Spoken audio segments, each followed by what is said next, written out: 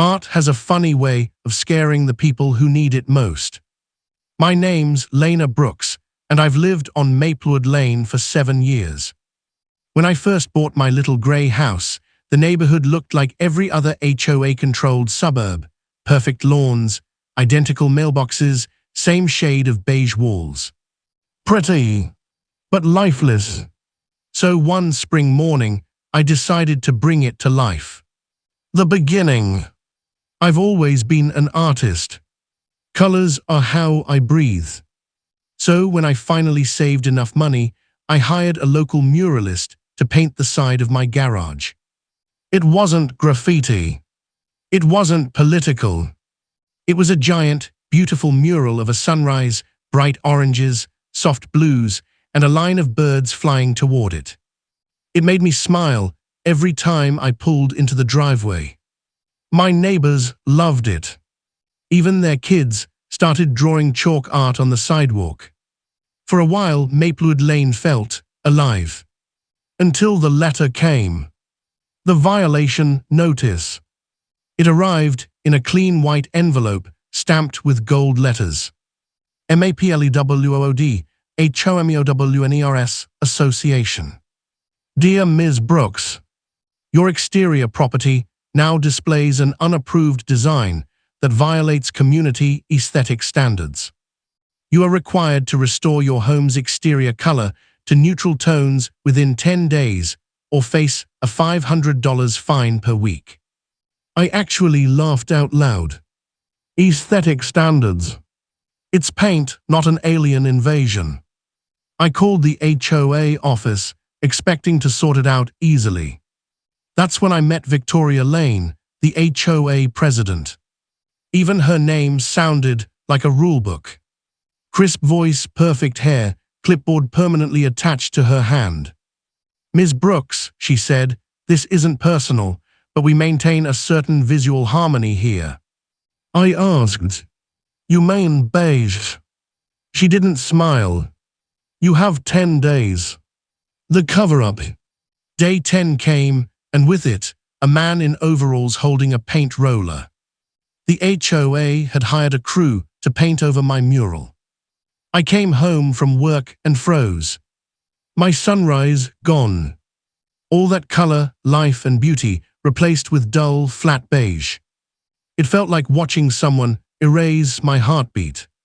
I called Victoria. She said calmly, you were warned, compliance has been enforced. That night, I sat in my driveway staring at that blank wall. And that's when I decided, if they hated color so much, I'd give them more than they could handle. Their idea. A week later, I called my friend Dante, a muralist with a big following online. I told him everything. He laughed and said, let's make this neighborhood a masterpiece. We planned a full street transformation, not one wall, but every wall. We started with my house. Then the neighbors. Soon, more and more people volunteered their walls, their fences, even their mailboxes. We painted at night, quietly, beautifully. By sunrise, Maplewood Lane had turned into a living gallery. There was a koi pond on one garage door, a galaxy on another. An elderly couple had sunflowers climbing up their fence. Even kids joined in, painting butterflies, handprints, names. It was color therapy for everyone. The fallout. By the end of the week, we got 24 violation letters. Each one more furious than the last. Victoria called an emergency HOA meeting. The whole community showed up. She stood at the podium, eyes blazing. This is vandalism. This street looks like a circus. Dante raised his hand. A beautiful circus, maybe. People laughed. Victoria didn't. We will fine every single homeowner involved. That's when I pulled out my phone. You might want to hold off on that. The story's already gone viral. Her eyes narrowed. What story? Their exposure. I'd been filming everything. The murals, the artists, the kids laughing, even the moment they painted over my sunrise. I edited it all together into a short film called The Street They Tried to Silence. By the next morning, it had 3.2 million views. News vans lined the street. Reporters called it the most colorful rebellion in America. Local businesses started donating paint. People came from nearby towns just to see the murals. It became a tourist spot. Maplewood Lane was trending. The HOA's complaint line exploded. They were famous, but not in the way they wanted. The showdown. The HOA tried to issue collective fines.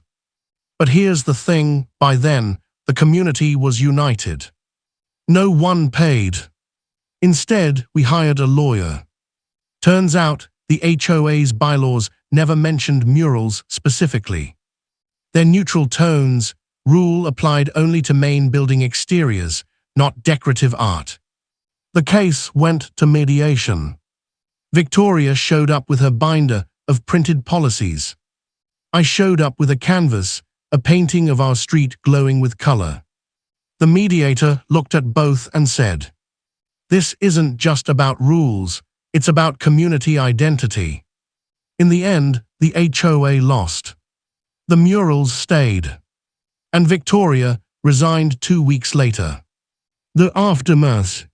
Months passed. What started as one painted wall turned into something bigger, a movement. Other neighborhoods started painting too. We even hosted an Art for All festival. Thousands came. That same beige wall they once painted over. Now it holds a mural of a phoenix rising from ashes, signed by every artist who helped. Sometimes I still stand in front of it and smile. Because that wall used to remind me of control. Now it reminds me of freedom. The ending. One afternoon, a little girl on the block asked me, "Miss Lena, do you think they'll ever paint over it again?"